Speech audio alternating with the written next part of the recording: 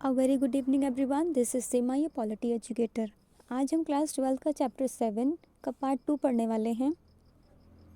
समकालीन विश्व में सुरक्षा। समकालीन विश्व में सुरक्षा के बारे में हम थोड़ा सा पढ़ चुके थे कि सुरक्षा क्या है और पारंपरिक सुरक्षा क्या है। पारंपरिक सुरक्षा क्या है, ठीक है। सुरक्षा की पारंपरिक धारणा क्या है। अब हम सुरक्षा की पारंपरिक धारणा में किन किन चीज़ों को ऐड कर सकते हैं। तो इसके 3 विकल्प थे: आत्मसमर्पण, शक्ति संतुलन, गठबंधन बनाना। आत्मसमर्पण में था कि कोई भी व्यक्ति या कोई भी राष्ट्र जो उसके अगेंस्ट में राष्ट्र है उसके सामने घुटने टेक दे, ठीक है, आत्मसमर्पण कर दे। और शक्ति संतुलन में था कि कोई भी दो शक्तिशाली राष्ट्र जिनको एक दूसरे से खतरा महसूस हो वे आपस में शक्ति को संतुलन करने के लिए कुछ सहयोग व संधि करें। और गठबंधन में था कि कोई भी दो कंट्री जिनको आपस में एक दूसरे से खतरा महसूस हो तो वो आपस में किसी भी तरीके की संधि करें और एक दूसरे को सहयोग दें। आज हम पढ़ने वाले हैं पारंपरिक धारणा में आंतरिक सुरक्षा क्या है। ये हमने बाहरी सुरक्षा के बारे में पढ़ लिया था कि कोई भी एक कंट्री है उसको दूसरी कंट्री से खतरा किस प्रकार से हो सकता है और उस खतरे से किस प्रकार से वह बच सकता है। अब हम किसी भी कंट्री के बारे में जो उसकी आंतरिक सुरक्षा है उसके बारे में पढ़ेंगे कि कोई भी कंट्री है उसकी बाउंड्री के अंदर कौन कौन सी सुरक्षा के तौर पे प्रॉब्लम्स देखने को मिल सकती हैं। तो चलिए स्टार्ट करते हैं आज का वीडियो। सुरक्षा की परंपरागत धारणा का ज़रूरी रिश्ता अंदरूनी सुरक्षा से भी है। आंतरिक सुरक्षा ऐतिहासिक रूप से सरकारों का सरोकार बनी चली आ रही थी, लेकिन दूसरे विश्व युद्ध के बाद ऐसे हालात और संदर्भ सामने आए कि आंतरिक सुरक्षा पहले की तुलना में कहीं कम महत्व की चीज़ बन गई। अब जो फर्स्ट वर्ल्ड वॉर हो और सेकेंड वर्ल्ड वॉर हुआ उसमें कहीं ना कहीं आंतरिक सुरक्षा छिप सी गई, क्योंकि कोई भी कंट्री अंदर आपस में वो गृह युद्ध के मसले पे इतना ध्यान नहीं दे रही थी जितना वो सामने वाले देश से या शक्तिशाली राष्ट्र से अपनी सुरक्षा की बात पर ध्यान दे रही थी। सन 1945 के बाद ऐसा जान पड़ा कि संयुक्त राष्ट्र अमेरिका और सोवियत संघ अपनी सीमा के अंदर एकीकृत और शांति संपन्न हैं। अधिकांश यूरोपीय देशों, खासकर ताकतवर पश्चिमी मुल्कों के सामने अपनी सीमा के भीतर बसे समुदाय अथवा वर्गों से कोई गंभीर खतरा नहीं था, ठीक है। तो फर्स्ट वर्ल्ड वॉर जब हुआ 1914 से 1980 तक और सेकेंड वर्ल्ड वॉर हुआ 1939 से 1945 तक, ठीक है। ये जो फर्स्ट वर्ल्ड वॉर और सेकेंड वर्ल्ड वॉर था, इन दोनों वर्ल्ड वॉर में एक कंट्री को दूसरी कंट्री से खतरा था, ना कि किसी भी एक कंट्री के अंदर जो अपने आतंकवाद के मुद्दे थे या फिर सुरक्षा को लेके कोई प्राकृतिक आपदाएं थी। इन सभी मुद्दों पर कोई भी ध्यान केंद्रित नहीं था। कोई ध्यान केंद्रित था तो एक राष्ट्र को दूसरे राष्ट्र से किस तरीके से अपने आप को सुरक्षित रखना है। इस कारण इन देशों ने अपना ध्यान सीमा पार के खतरों पर केंद्रित किया।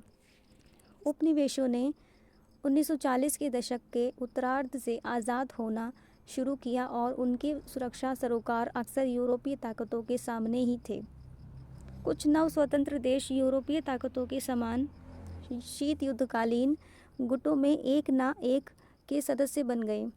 अब जो भी राष्ट्र 1945 यानी कि सेकेंड वर्ल्ड वॉर के बाद जब कोल्ड वॉर स्टार्ट हुआ, उस कोल्ड वॉर के दौर में जितने भी देश ऐसे थे जो उपनिवेश का शिकार थे वो धीरे धीरे स्वतंत्र होने लगे।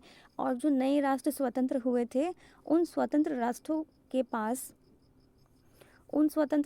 पास दो गुट थे, या तो वह यूएसए में शामिल होते या फिर यूएसएसआर में शामिल होते, यानी कि या तो वो अमेरिका में शामिल होते या तो वो सोवियत संघ के गुट में शामिल होते, ठीक है।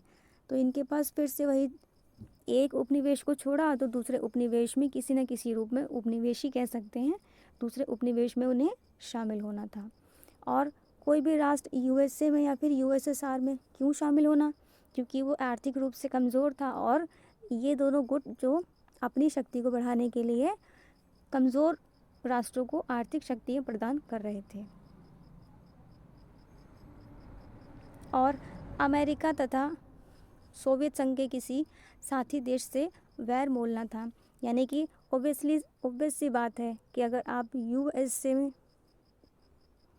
ऑब्वियस सी बात है कि आप अगर यूएसए वाले गुट में शामिल हो रहे हैं तो आपको यूएसएसआर वाले गुट से वैर करना था, यानी कि दुश्मनी मोल लेनी थी। और अगर आप इस वाले गुट में शामिल हो रहे हैं तो इस वाले गुट से आपको दुश्मनी लेनी थी। एशिया और अफ्रीका के नव स्वतंत्र देशों के सामने खड़ी सुरक्षा की चुनौतियां यूरोपीय देशों के मुकाबले दो मायनों में विशिष्ट थीं। एक तो इन देशों को अपने पड़ोसी देश से अन्य हमले की आशंका थी। जो एशिया और अफ्रीका के नव स्वतंत्र राष्ट्र थे, यानी कि एशिया में जैसे चीन हो गया, इसके साथ साथ में भारत हो गया, और भी कई सारे यहाँ पे कंट्रीज़ हो गई, ये सभी न्यूली इंडिपेंडेंट थी, पाकिस्तान को भी कह सकते हैं, ठीक है। और अफ्रीका के भी कई राष्ट्र थे जो नए नए स्वतंत्र हुए थे।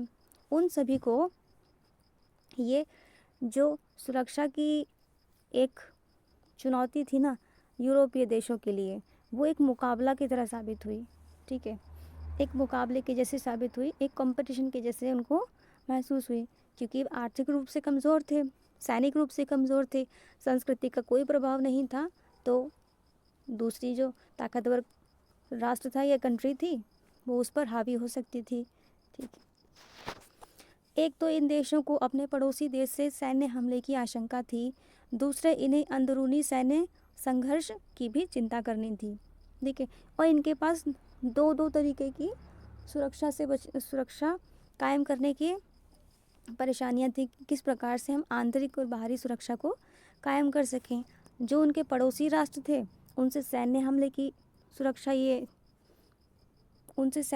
सुरक्षा चाहते थे, और आशंका भी थी कि जो हमारे पड़ोसी राष्ट्र हैं वो हमें सैन्य हमला ना कर दें कमज़ोर देश पर या हम पर। और जो नए नव स्वतंत्र राष्ट्र थे, वो नव स्वतंत्र राष्ट्र में एक सैन्य संघर्ष उनकी अंदरूनी, यानी कि किसी भी कंट्री के अंदर बाउंड्री के अंदर सैन्य हमला होने की भी आशंका थी।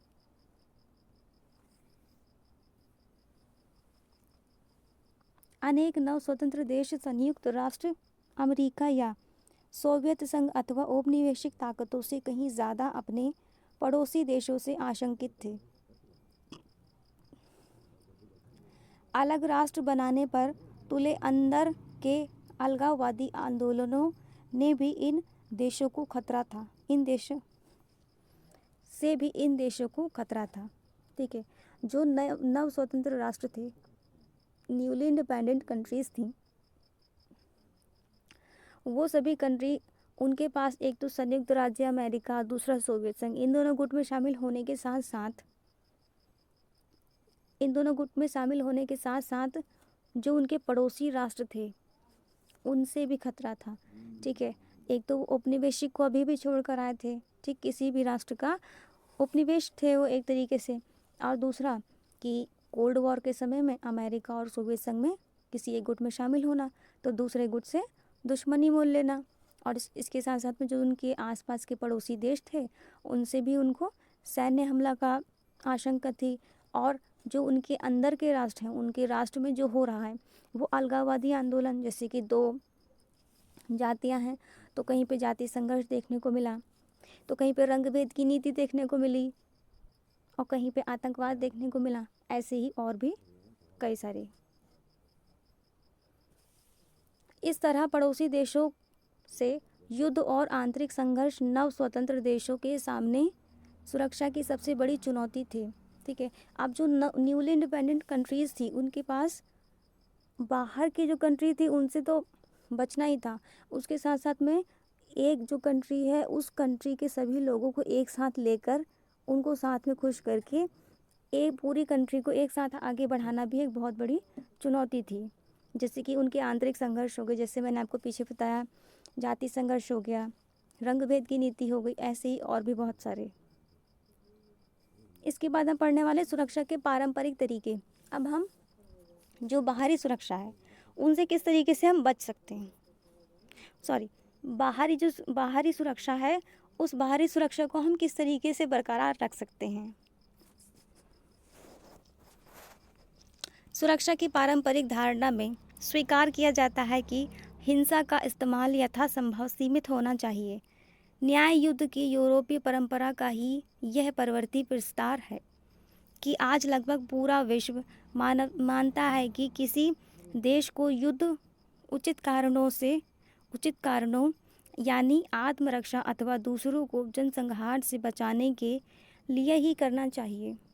यानी कि अगर हम सुरक्षा की बात करें और पारंपरिक तरीके यानी कि बाहरी सुरक्षा की बात करें तो हमें ऐसा मानना चाहिए और पूरी मानव जाति को, पूरे विश्व को ऐसा मानना चाहिए कि युद्ध केवल एक ही स्थिति में होना चाहिए कि युद्ध के अलावा और कोई विकल्प ना बचा हो, या फिर किसी मानव जाति को जनसंहार से रोकने के लिए,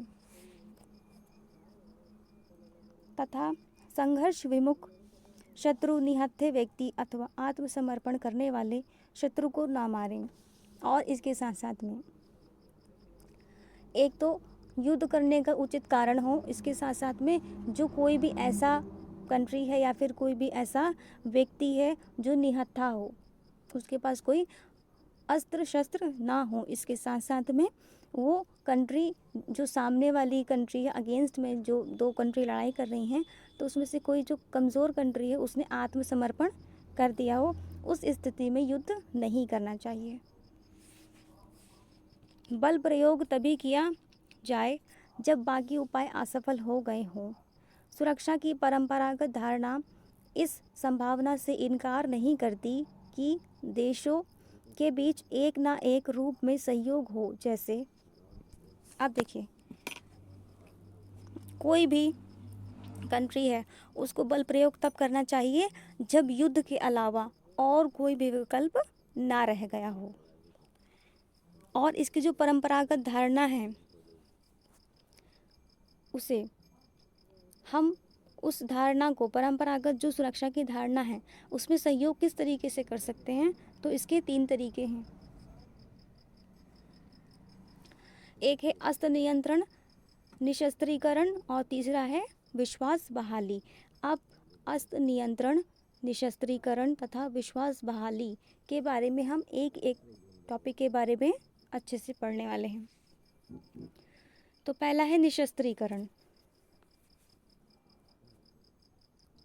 निशस्त्रीकरण की मांग होती है कि सभी राज्य, चाहे उनका आकार, ताकत और प्रभाव कुछ भी हो, कुछ खास किस्म के हथियारों से बाज आएं।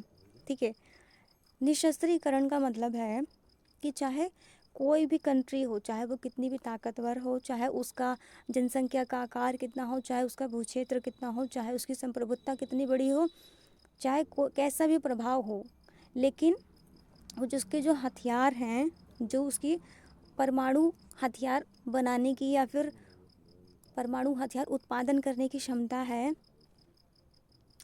उसमें वह थोड़ा सा कमी लेकर आए। 1972 में जैविक हथियार संधि, बायोलॉजिकल वेपन्स कन्वेंशन BWC, 1992 में रासायनिक हथियार संधि, केमिकल वेपन्स कन्वेंशन CVC। अब देखिए बच्चों, आपके पास निशस्त्रीकरण के बारे में जब पढ़ने के लिए आएगा इस टॉपिक के बारे में, तो निशस्त्रीकरण को लेकर के कुछ कुछ संधियों के बारे में आपको याद रखना है, जैसे कि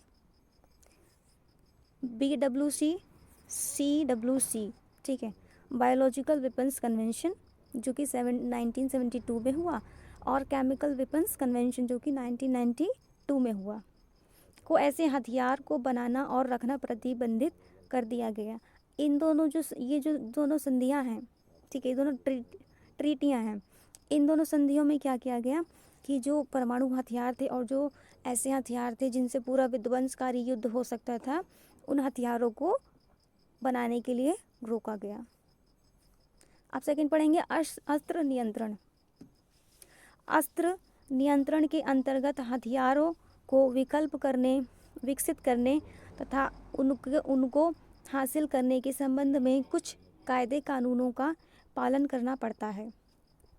सन 1972 की एंटी बैलिस्टिक मिसाइल संधि ABM ने अमेरिका और सोवियत संघ को बैलिस्टिक मिसाइलों को रक्षा कवच के रूप में इस्तेमाल करने से रोका।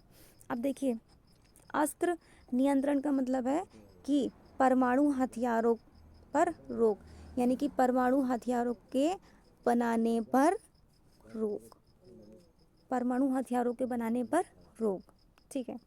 और इसी के मद्देनज़र रखते हुए 1972 में एंटी बैलिस्टिक मिसाइल संधि ABM की गई, ठीक है।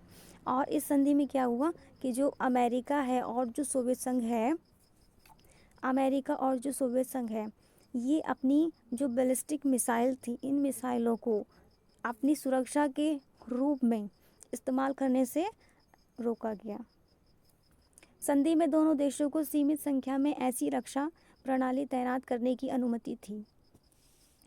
अमेरिका और सोवियत संघ ने अस्त्र नियंत्रण की कई अन्य संधियों पर हस्ताक्षर किए, जिसमें सामरिक अस्त्र परिसीमन संधि 2। अब देखिए, अस्त्र नियंत्रण में अमेरिका और सोवियत संघ ने सिर्फ ऊपर जो दी है ABM संधि, इसी के बारे में, सिर्फ इसी पे उसने हस्ताक्षर नहीं किए दोनों राष्ट्रों ने। और भी संधियाँ हैं जिन पे इन लोगों ने हस्ताक्षर किए, जिससे कि रक्त रंजित परमाणु हथियारों का युद्ध ना हो। कौन कौन सी संधियाँ हैं? सामरिक अस्त्र परिसीमन संधि, जिसको इंग्लिश में बोल सकते हम strategical arms limitation treaty, salt second, ठीक है। और एक है सामरिक अस्त्र न्यूनीकरण संधि, जिसको हम बोल सकते हैं इंग्लिश में स्ट्रेटिकल आर्म्स रिडक्शन ट्रीटी, स्टार्ट। एक और संधि है यहाँ पे 1, 2, 3, परमाणु अप्रसार संधि 1968, nuclear non proliferation treaty, NPT, ठीक। अब देखिए, यहाँ पर मैं आपको एक चीज़ और बताती हूँ। जो ये NPT है, NPT में साफ ही कहा गया था कि जो भी 1968 से पहले जिन भी कंट्रीज़ ने परमाणु हथियारों का निर्माण कर लिया है और परीक्षण कर लिया है, वो सभी कंट्री परमाणु संपन्न कंट्री कहलाएंगी। और इसके साथ साथ में ये उन परमाणु हथियारों को अपने पास रख सकती हैं। लेकिन 1968 से पहले जिन भी कंट्री ने अपना परमाणु हथियार नहीं बनाया और परीक्षण नहीं किया, वो सभी कंट्री परमाणु हथियार संपन्न नहीं कहलाएंगी और ना ही वो परमाणु हथियारों का निर्माण कर सकती हैं। तो भारत ने इस संधि पर ऑब्लिगेशंस उठाए। अर्थ में अस्त्र नियंत्रण संधि ही थी, क्योंकि इसमें परमाणविक हथियारों के उपार्जन को कायदे कानून के दायरे में ला खड़ा किया। परमाणु अप्रसार संधि ने परमाणविक आयुधों को समाप्त तो नहीं किया, लेकिन इन्हें हासिल कर सकने वाले देशों की संख्या ज़रूर कम की, ठीक है। अब देखिए, ये जो परमाणु अप्रसार संधि है, सभी देशों को तो ये अपनी बात नहीं मनवा सका कि 1968 से पहले जिन्होंने परमाणु परीक्षण कर लिए उनके पास परमाणु संपन्न माने जाएंगे, और जिन्होंने नहीं किए वो अब परमाणु परीक्षण नहीं करेंगे। इस बात के लिए तो इस संधि ने सभी देशों को कन्विंस नहीं कर पाई, लेकिन कुछ हद तक परमाणु आयुधों को समाप्त करने में सफल रही और इन परमाणु हथियारों की संख्या को भी कम कर दिया। अब हम विश्वास बहाली के बारे में पढ़ेंगे, जो कि सुरक्षा का तीसरा विकल्प है। विश्वास बहाली के उपायों से देशों के बीच हिंसाचार कम किया जा सकता है। विश्वास बहाली की प्रक्रिया में सैन्य टकराव और प्रतिद्वंद्विता वाले देश सूचनाओं तथा विचारों के नियमित आदान प्रदान का फैसला करते हैं। विश्वास बहाली की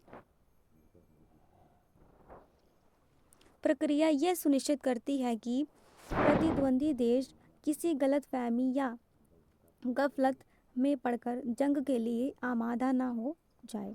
देखो, विश्वास बहाली का मतलब कि एक कंट्री अपने सामने वाली कंट्री को विश्वास दिला रही है कि हाँ, हमारे पास परमाणु हथियार हैं, हम युद्ध करने के लिए तैयार भी हैं, लेकिन हम फिर भी युद्ध करने से बच रहे हैं। नहीं तो जो सामने वाली कंट्री है वो अपने परमाणु हथियार इतने उत्पादन कर लेगी कि किसी भी समय पूरे विश्व को ख़त्म कर सकती है। तो फ्रेंड्स, आज की वीडियो में इतना ही। नेक्स्ट वीडियो में हम लोग पढ़ने वाले हैं आंतरिक सुरक्षा यानी कि अपारंपरिक धारणा। और अगर आपने मेरे चैनल को लाइक शेयर सब्सक्राइब नहीं किया है तो प्लीज़ लाइक शेयर सब्सक्राइब कर लीजिए। इसके पहले वाली वीडियोस के देखिए, ये वीडियो आपको अच्छे से समझ में आएगी। और वीडियो देखने के लिए थैंक्स फॉर द वॉचिंग।